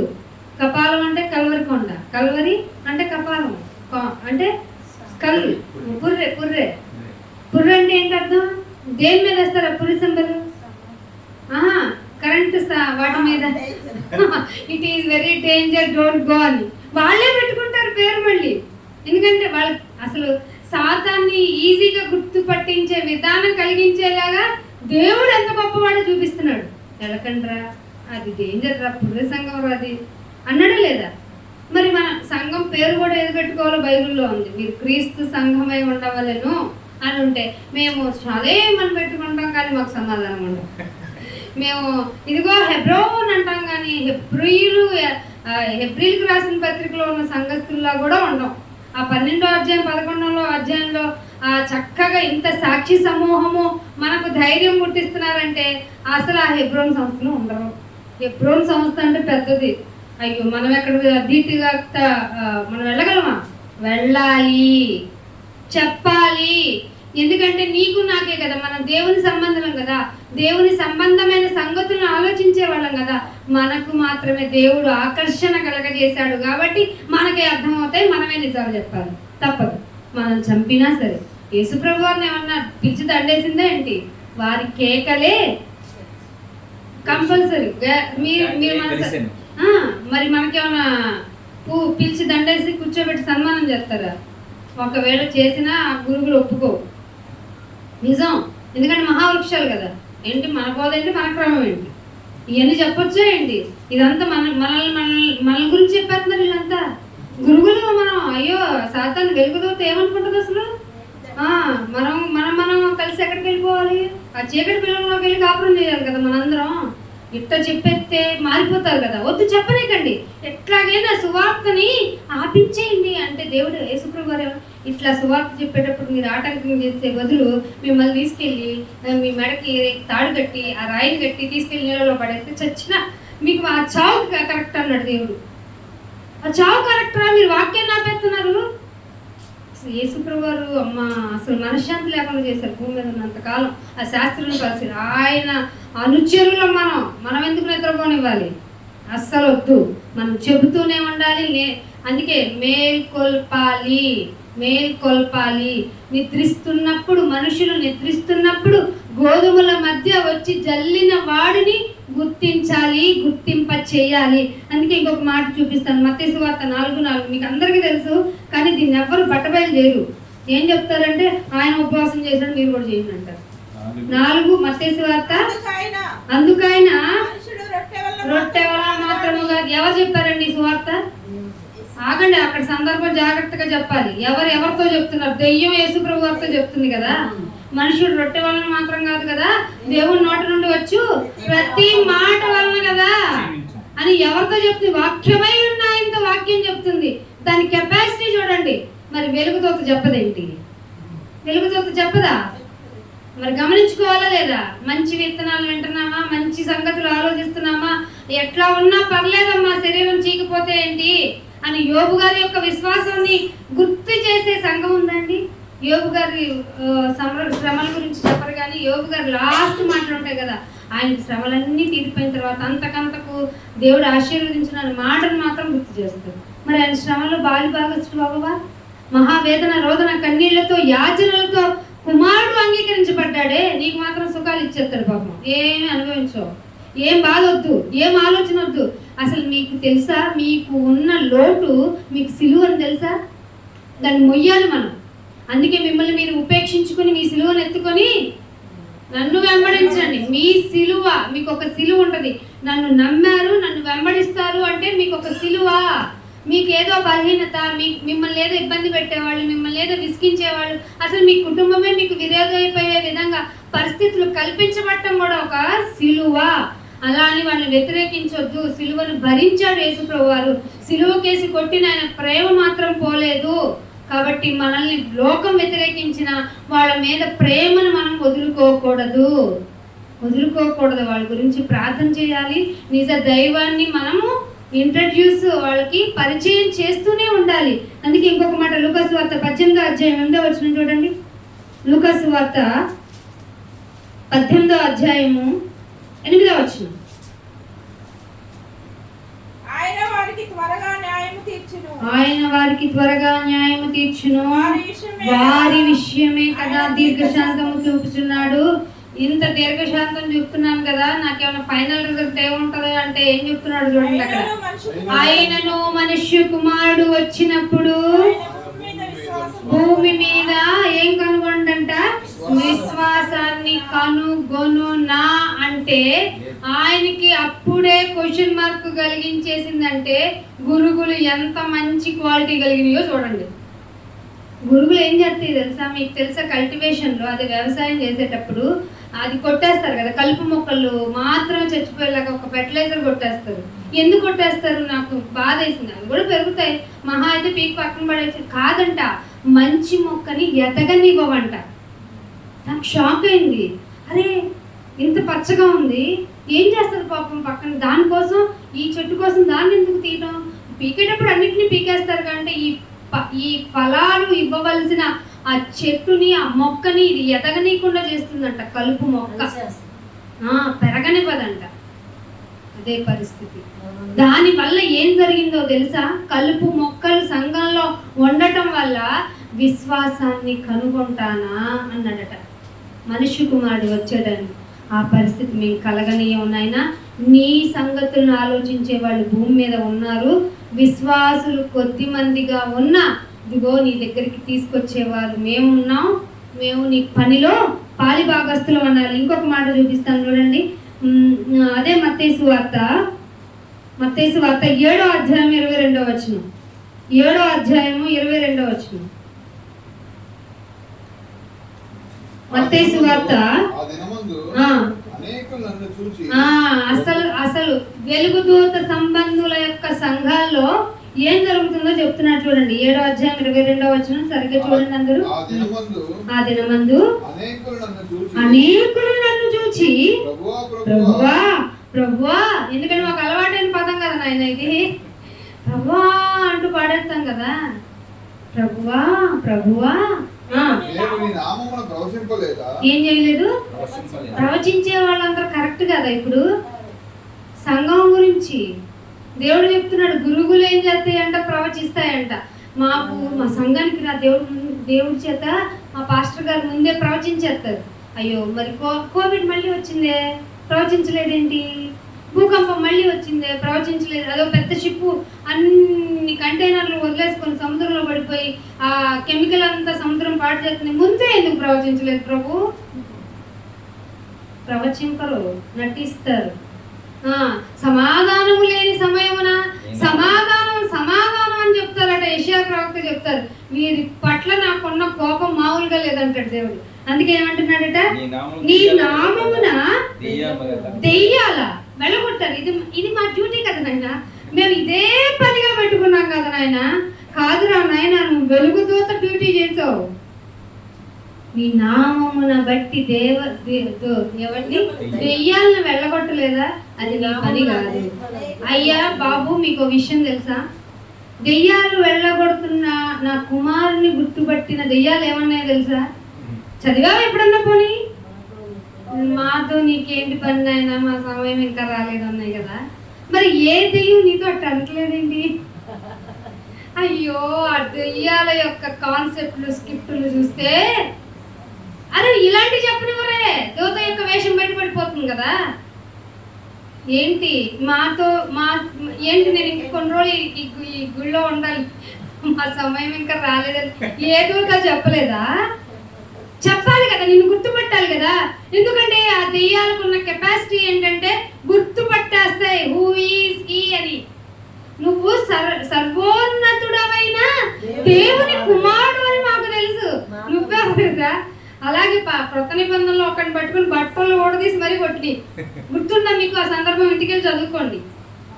చినిగిపోయినాయి అంట బట్టలు. నువ్వెవడో మమ్మల్ని పిలుస్తున్నావు అని వచ్చినాయి అంట. అలా జరిగితే కనుక ఉంటుందండి, పరువు పోతుంది. కొన్ని వేళ్ళు అడుగుతాయి తెలుసా, ఏంటి నేను ఏంటి అసలు మంచి కామెడీ స్క్రిప్ట్లు జరుగుతున్నాయండి. అది చూడటానికి నవ్వుగా అనిపిస్తున్నాయి. ఎంత అవమానం అండి అది, అసలు చాలా అవమానం కదా. అందుకే నాయన మీ పేర్లు దెయ్యాలు వడగొట్టలేదని అడుగుతావంట. అరే ఇది నీ పని కాదే. సర్వలోకములకు వెళ్ళి దెయ్యాలు వదలగొట్టమని నేనేం చెప్పలేదే. సర్వలోకములకు వెళ్ళి ప్రవచించు అనేది నేనేం చెప్పలేదే. సర్వలోకములకు వెళ్ళి సర్వ సృష్టికి సువార్తను ప్రకటించు కదా నేను చెప్పిన డ్యూటీ. అందుకే నువ్వు ప్రభు అని 2 సార్లు కాదు, మల్టిపుల్ టైమ్స్ కాదు, ఎన్నిసార్లు పిలిచిన నీ డ్యూటీ. ఇంకేం అడిగారు చూడండి, అనేకమైన అద్భుత కార్యములు చేయబడును. డిక్లరేషన్ బోర్డు పెట్టేశావు కదా దుర్మార్గుడు. నువ్వు అద్భుతమైన క్రియలు చేస్తావా దేవుడి పేరుని చెప్పి? యేసు ప్రభు నామన ఈ రోజే మీ గృహంలో అద్భుతమైన క్రియ జరుగును గాక అంటావేంటి? గుర్తుపట్టను నేను. ప్రభువా ప్రభువా అని ప్రవచించిన గుర్తుపట్టను, దెయ్యం వెళ్ళగొట్టినా నేను గుర్తుపట్టను, అద్భుత కార్యాలు చేశాను సంఘం తరపున అన్న ఐ డోంట్ అంటున్నాడు. గుర్తుపట్టలే. అప్పుడు నేను ఒక్క రోజైనా ఎరగలేదా నాయన? ఒక్క రోజు కూడా నీ పనికి నీ దృష్టికి వచ్చేలాగా నేను చేయలేదా? నువ్వు నా దేవుడి ప్రేమ తెలుసుకుంటే, నీవు దేవుణ్ణి ప్రేమిస్తే దేవుడు నిన్ను తెలుసుకున్నట్టే. నువ్వు దేవుణ్ణి ప్రేమిస్తున్నావని తెలిస్తే దేవుడికి నువ్వెవరో తెలిసిపోతావంట. అంటే అట్లా కూడా దేవుడికి నువ్వు ప్రేమించలేదా? ఇన్ని పనులు చేసావా? ఇన్ని పనుల ప్రవచనము అది మామూలు విషయం కాదే, జరగబోయేది చెప్తావే. అద్భుతం అంటే అసలు ఎవరి వల్ల కాదే, అది చేసావే. దెయ్యాలు వెళ్ళగొట్టానన్నావే. ఇన్ని చేసినా నువ్వెవరివో నాకు తెలియదు, నీవు అక్రమము చేశావు. వెలుగుదూత సంఘస్థులారా వినండి, అక్రమము క్రమము క్రమము అనుకుంటూ మీరు చేసిందల్లా ఏమిటయ్యా అంటే అక్రమమే. అక్రమము చేయువారులారా, అసలు కనపడకండి నా కళ్ళ ముందు, ఏం చేస్తానో నాకు తెలియదు అన్నట్టుందా లేదా? అక్కడ చెప్పాలి మనం ప్రతి సంఘానికి, అద్భుతం చేస్తాను రండి అని వెళ్తున్నావు అక్క, ఒక్క మాట అక్క 7:22 ఏమైనా చదివావు అక్క? అన్నా ఏంటన్నా దెయ్యాలు వెళ్ళగొడుతున్నాడు, ఇది చదవలేదా అన్న? అక్రమం అంట అన్న ఇది అని చెప్పాలి. సువార్త ప్రకటింపకపోయిన ఎడల నాకు శ్రమ. ఎందుకో అర్థమైందా మనకి శ్రమ? వెలుగుదూత లక్షణాలు ఒక్కడిగా ఉన్నా చెప్పు. అందుకే అంటున్నా, ఒక్కడిగా ఉంటేనే 1000 మంది అవుతావు. నువ్వు 10 మందిని కోరుకున్నావంటే 10 విధాలు ఆలోచిస్తారు, పని జరగనివ్వరు. అర్థమవుతుందా మీకు? సువార్తను ప్రకటించాలంటే ఒక్కడిగానే వెళ్ళు. ఆడు కొట్టేస్తారు, వీళ్ళు అసలు కొట్టేస్తే మనకేం శరీరాన్నే కదా వాళ్ళు నష్టపరిచేది, తొందరగా పోవాలని కదా. ఎవడైనా తన ప్రాణాన్ని కాపాడుకోవాలంటే వాడు చస్తాడు. వద్దునైనా ఈ ప్రాణం మాకు తుచ్చతో సమానం, అసలు మాకు ఈ భూమి మీద ఉండలేము అంటే దేవుడిని చక్కగా సురక్షితంగా కాపాడతాడు. అదే దేవుని దృష్టిలో న్యాయమైనది, మనుషుల దృష్టిలో న్యాయం కాదు. కాబట్టి బైబుల్కి ఆపోజిట్లో లోకం వెళ్తుంది, దాని ఆశ గతించిపోతుంది. లోకము వైరము, లోకము యొక్క జీవితము దేవునితో వైరము. మనం అస్సలు దాన్ని యాక్సెప్ట్ చేయొద్దు. ఇంకొక మాట చూపిస్తాను, 1 పేతురు రాసిన పత్రిక. మరేం చేయాలనైనా మేము అంటే దేవుడు చెప్తున్నాడు. పేతురు రాసిన 1 పత్రిక 2వ అధ్యాయము, పేతురు రాసిన పత్రిక యోబు రాసిన పత్రిక అండి, యోబు 2:2 చూడండి. అది చూసి ముందుకెళ్ళి ముగించేస్తాను. యోబు గ్రంథము 2వ అధ్యాయము 2వ వచనం. మీరు అనుకుంటున్నారు అయ్యో అసలు వెళ్ళదు, దేవుడు ఉంటే దరిదాపులో ఉండదు అనుకుంటున్నారు. ఫర్ యువర్ కైండ్ ఇన్ఫర్మేషన్, దేవుడితోటి ఇంటరాక్షన్ ఆఫ్ వర్డ్స్ ఏమున్నాయంటే దెయ్యంతో.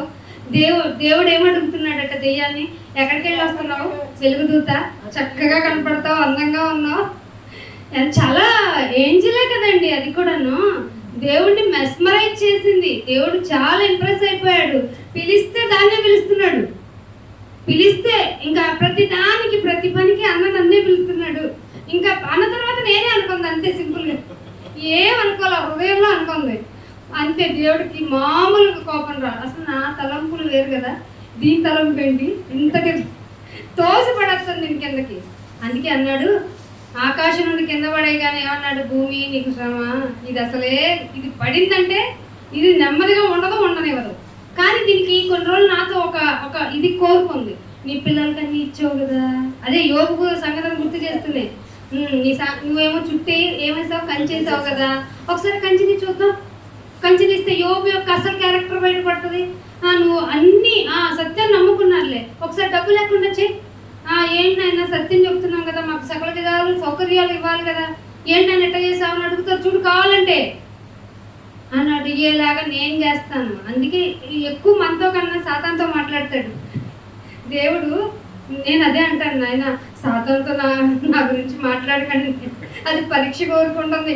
ఏ విషయంలో అయినా పరీక్ష కోరుకుంటుందో నేను మాత్రం తప్పిపోకూడదు. అసలు ఇలాంటి ప్రార్థనలు ఏమైనా చేస్తారండి? అందుకే పడిపోతున్నాం మనం. చెయ్యాలి బాబు, ప్రార్థన చెయ్యాలి. మీరు జాగ్రత్తగా సగం నిద్రపోతున్నారు. మీరు ప్రార్థన చేయాలి. నాయన సాతాను ఒకవేళ నాకు ఎగ్జామిన్ చేస్తానంటే నేను పరీక్షలో నెగ్గాలి. ప్లీజ్ నాయన, అది ఏ పరీక్ష అయినా పెట్టని, నిన్ను మాత్రం నేను దాటిపోకూడదు. అందుకే దావీదు గారు, నాయన నీ మందిరంలో పడి ఉంటాను నాయన, నీ సన్నిధి దాటి నన్ను వెళ్ళలేక నాయన, ప్లీజ్ ప్రభువా నన్ను కొట్టు తిట్టు, అసలు నన్ను నల్లగొట్టు నాయన, నేను మాత్రం నిన్ను వదిలిపెట్టి పోను అన్నందుకు దేవుడికి ఏమయ్యాడు తెలుసా? దావీదు నా ఇష్టానుసారుడురా. నిన్ను అంటాడంటావా? డౌటే. అసలు మన గురించి చిన్న పేజీ, అన్ని ఖాళీ పేజీలే. ఇంకా సంఘాలకు వెళ్తే ఇందాక విన్నాం కదా, ఆ సంఘాలు ఏంటో నేను చెప్పి ఏ డ్యూటీస్ రాసుకున్నాను. నువ్వేంటో ఓవర్ డ్యూటీస్ చేసి ఇంత పిచ్చి పనులు చేసావు, నీకు జీతం లేకుండా పోయింది కదా అనవసరంగా. ఆర్గనైజేషన్లో లేవు, బయట డూప్లికేట్. ఇప్పుడు గూగుల్ ఉందనుకోండి, గూగుల్ లాంటిది ఒక ప్లేస్ పెట్టి మీకు ఉద్యోగాలు ఇచ్చేద్దాం అన్నారనుకోండి, కొన్ని రోజులకి అది ఎత్తేస్తుంది, బోర్డు తిప్పేస్తుంది. ఇదేంటి మీరు గూగుల్లో కదా జాబ్ సంపాదించాలంటే, ఇప్పుడు అదే మన పరిస్థితి. చాలా మంది లోకంలో ఉన్న వాళ్ళు దేవుడి సేవ అండి, దేవుడి పని అండి, మేము ఎంత కష్టపడ్డాం.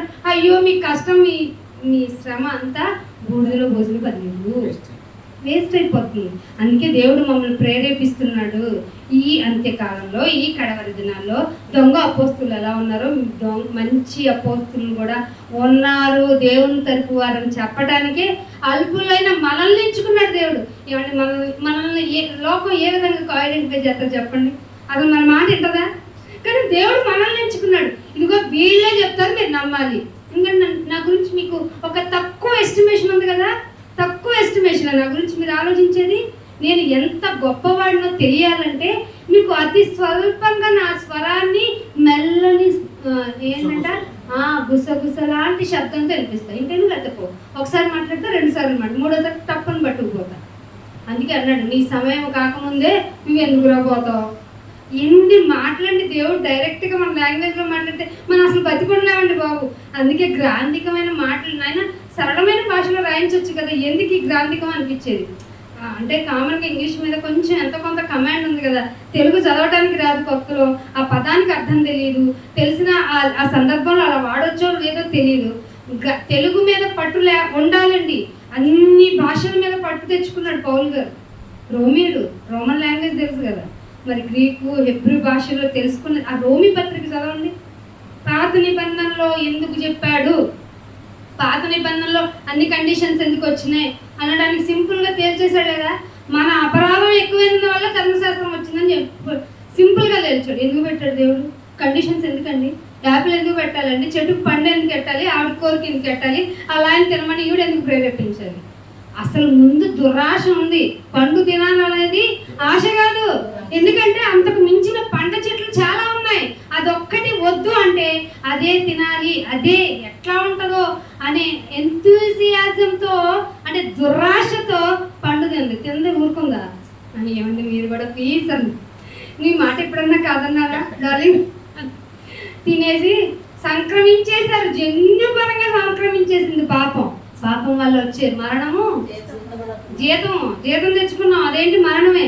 చచ్చిపోతామేమో నాయన, జ్వరం వచ్చింది టాబ్లెట్ ఎక్కడికన్నా, ఏ హాస్పిటల్ తీసుకెళ్తాను నన్ను, నాయన మాత్రం చచ్చిపోకూడదు. సెలైన్ నొప్పుడుతుంది, ఐవీ పెడితే నొప్పుడుతుంది, అయినా సరే కళ్ళు బిగించేస్తాను, చేయించేస్తాను. నాకు ఐవీ పెట్టి యాంటీబయాటిక్స్ ఇచ్చి నన్ను కాపాడేయండి.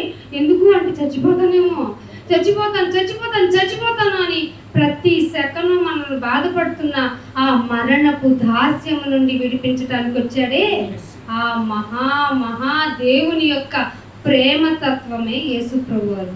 ఆయన దేవుడు కాదంటారు ఏంటండి బాబు? తండ్రితో ఈక్వల్ పరలోకపు తాళపు ఆయన దగ్గరే ఉందండి.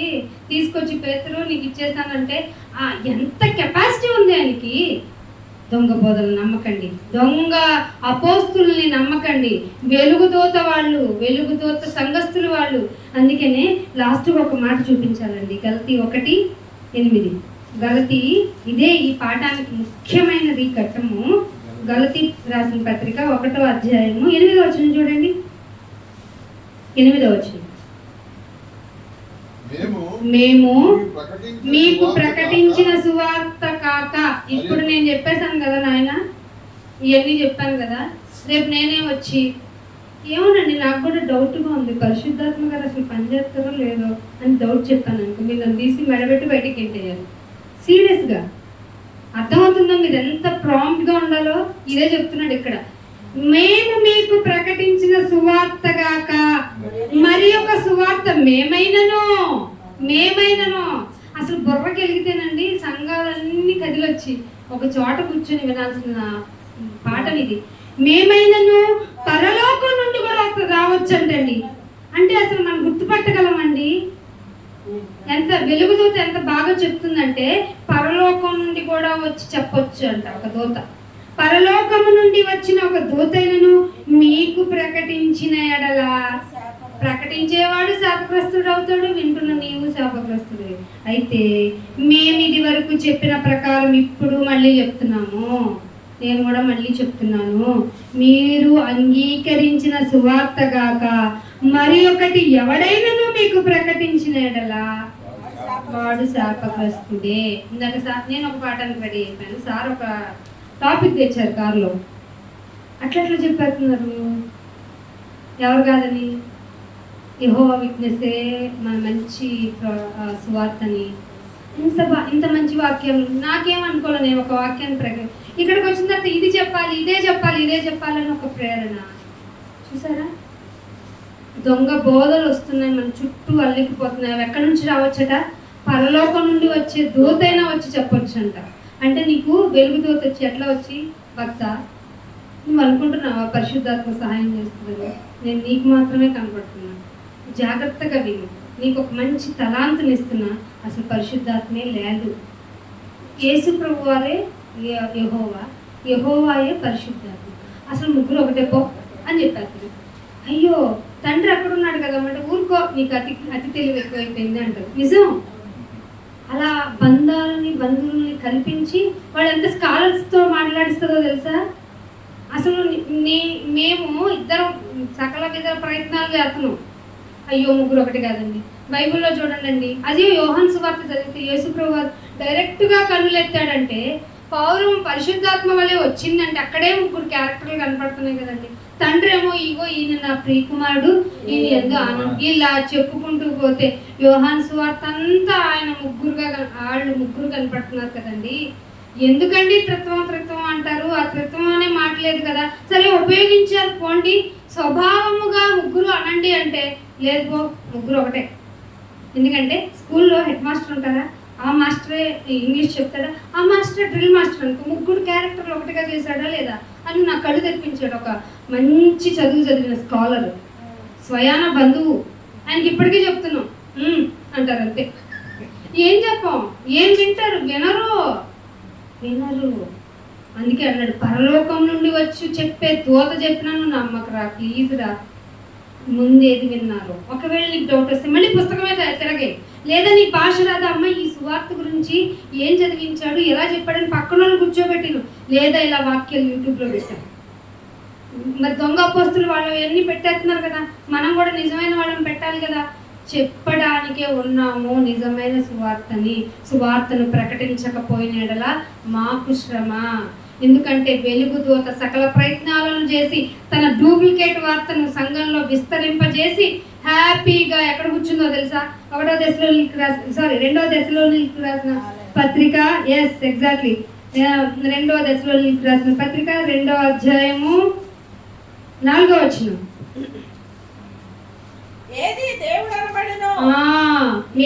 ఏది దేవుడు అనబడాలో, ఎవరు పూజింపబడాలో దానంతటినీ ఎదిరించేసిందండి బాబు. మీరు తెలుసుకోవాల్సిన విషయం అంటే దేవుడు ఎదిరించిందా? ఇది డైరెక్ట్ ఆన్సర్, అవును ఎదిరించింది. దానినంతటినీ ఎదిరించుచు అంటే దానినంతటికీ పైగా వాడు తనను తానే హెచ్చించుకొనుచు ఎక్కడి వరకు వచ్చేసాడో తెలుసా? తానే దేవుణ్ణి అని తనని తాను కనపరుచుకొనుచు ఎక్కడ కూర్చున్నాడు అనుకుంటున్నారు? మనం వెళ్ళకూడదు అయితే దేవుని ఆలయములో కూర్చున్నాడు. అది అసలు కూర్చుంది అక్కడ, డిసీజ్ అక్కడ. అందుకే హృదయం ఘోరమైన వ్యాధి కలిగి అక్కడ, అది దానికి ఆ వ్యాధి కలిగిన ప్లేస్ లో ఎక్కడ వ్యాధి దేని వల్ల వస్తుంది? ఇప్పుడు కరోనా వచ్చింది కదా, దేని వల్ల వచ్చింది? మైక్రో ఆర్గానిజం వల్ల, ఆ వైరస్ వల్ల.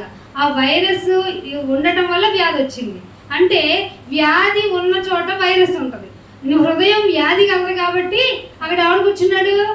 సాతాను కూర్చున్నాడు. దేవుని ఆలయములో కూర్చుండును కనుక ఏ విధముగానైనను ఎవడైనను మిమ్మల్ని మోసపరచకుండా చూసుకోండి.